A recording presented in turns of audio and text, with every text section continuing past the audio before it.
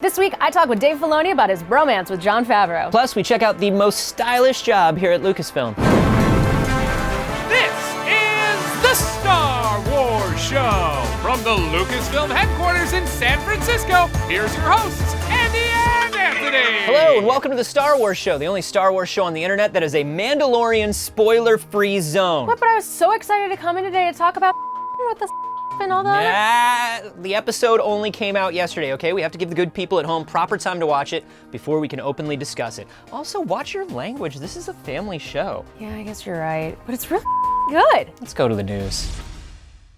Disney's new streaming service, Disney Plus, has just launched, and with it, the first episode of The Mandalorian. That's right, and since Anthony won't let me talk details, all I will say is that it's awesome and you need to watch it. You can check out the first episode right now on Disney Plus. But The Mandalorian release isn't the only thing fans should be excited about. That's right, we are only 2 days away from the release of Star Wars Jedi Fallen Order. Soon you'll be able to embark on an epic journey as Cal Kestis and his best droid friend BD-1. Just as a heads up, guys, I'm gonna be taking some time off work for a little while. I'm gonna come back to work like December 21st.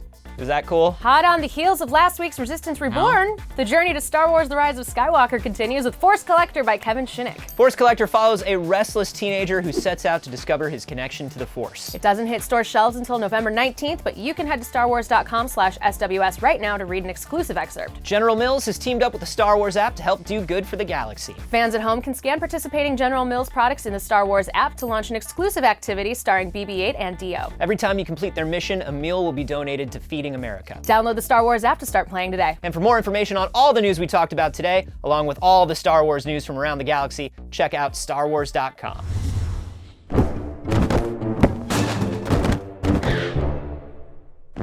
My name is Brendan Bird, and I'm a motion capture technician for Industrial Light and Magic.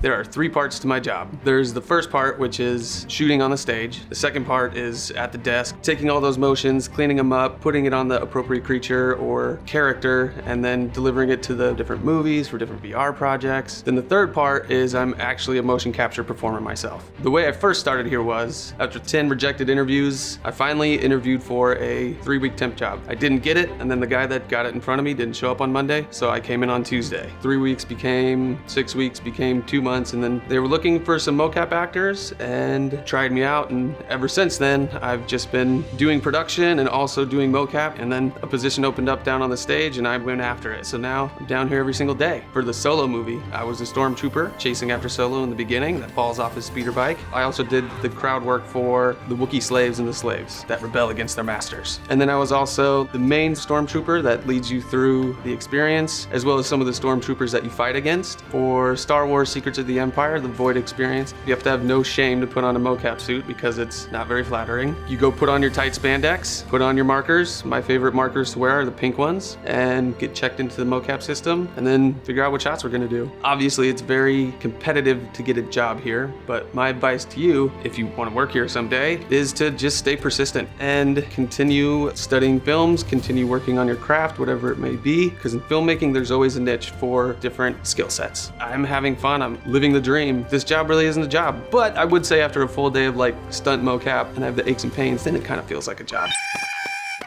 Very different from Rebels Recon days, huh? Yes, kind of, but the same. Let's talk a little bit about your relationship working with John. You guys have been working together, crazy, yeah. You know, for a long time now. I mean, it really just started because as 2 fans of things, we traded trailers. His son and him got to watch Clone Wars before anybody else. I got to see an Iron Man clip before it was released, so that was really exciting. And he said, I'd love to do a voice. I'm like, we got a small character. This Mandalorian leader that you could play was a couple lines, but then George expanded the role and he became Pre Vizsla of the Death Watch. It's just kind of funny that years later we're working on a show about a Mandalorian when he was a Mandalorian. Mm-hmm. You know, something I really appreciated about John was he always took time to come in and be a part of Clone Wars when we needed him, and he always brought a lot to the role. He always invests everything he's got creatively in what he's doing, so it was fun, and he clearly loves Star Wars. Yeah. So it's been a fun team up here. Aside from working with John, I mean, you have this amazing cast: Pedro, Gina, Carl. What was it like like getting all of that crew together? Because they come from such vastly different backgrounds. We just tried to come up with people that we thought the DNA of the character is really just within them, that they just bring it to set. It's not really about knowing a lot about Star Wars, it's just being that personality. I've got Carl Weathers sitting across a table and I'm talking to him about the scene. I might tell him what's going on in the world of Star Wars, but Carl is Grief Karga. There's no two ways about it. And I would watch for little things that he was giving me that maybe I hadn't planned on, and love Gina. She brought a lot to this, just her performance of being this ex-rebel shock trooper. I had a lot of conversations with her. What does that mean? And she's so into it, takes it so seriously. Plus, she brings a physicality to the role that's just so natural for her. The things you see her doing, I mean, that's all her doing it. She wants to do it, she's invested, she's in, and she's having a great time with it. With Pedro, I think a lot of people,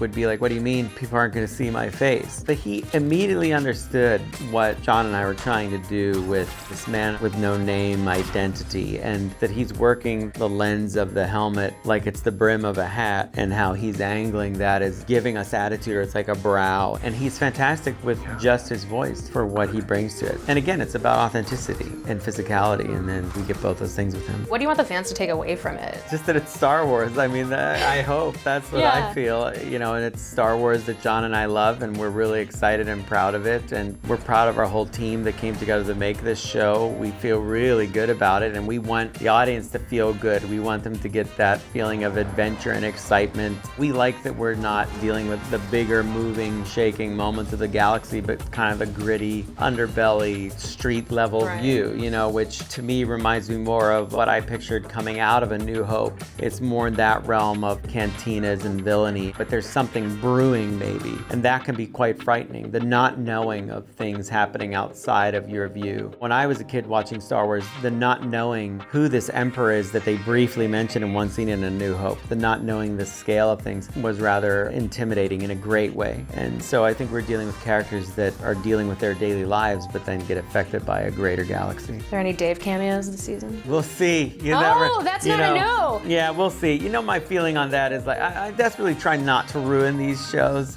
by actually appearing in them. Just feel like I think an we have alien to in have the background we have to have somewhere. a quality level. So I'm thinking it's an alien, which is awesome. That's Boy, yeah, that sounds like a lot of time in a chair, which I wouldn't be up for. That's my dream. That's Yeah. the coolest thing in Star Wars, to be an alien. Would you? That's what you want to do? Yeah. I could make that happen.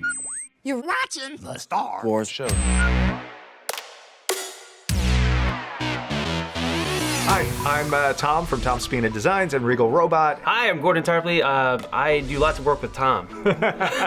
Oh man, my favorite Star Wars character. It's definitely someone from the Cantina, but I don't think I could narrow it down to just one. People that know me assume that I'm going to say C-3PO, but I actually really like Chewbacca a lot, and I know the main character, but Chew's so awesome. So Hey, he's in the Cantina, so he's a Cantina He's a monster. I can Cantina pick that too. monster. We have been so lucky to work on so many original Star Wars props over the years. My two favorite things we've gotten to work on are Max Rebo, which we restored for the archives, and then Muftak for Bob and Kathy Burns, who are private collectors and who got that from Rick Baker many years ago. my favorite prop to work on is the screen used Rancor puppet, and I've been doing all the digital cleanup on that and getting it reposed and pretty again, so the replica should look as good as the screen used. I'm very, very excited about that one. My dream prop to work on would be a Gatling gun version of the t-shirt cannons that we make for the Star Wars show, so that they can fire like 60 t-shirts a minute. Yep. And just like pop, pop, pop, pop, pop, pop, pop. Make it look like the cannon from Empire that the snowtroopers have, and they're outside the Falcon. Yeah, a t-shirt cannon version of that would be great.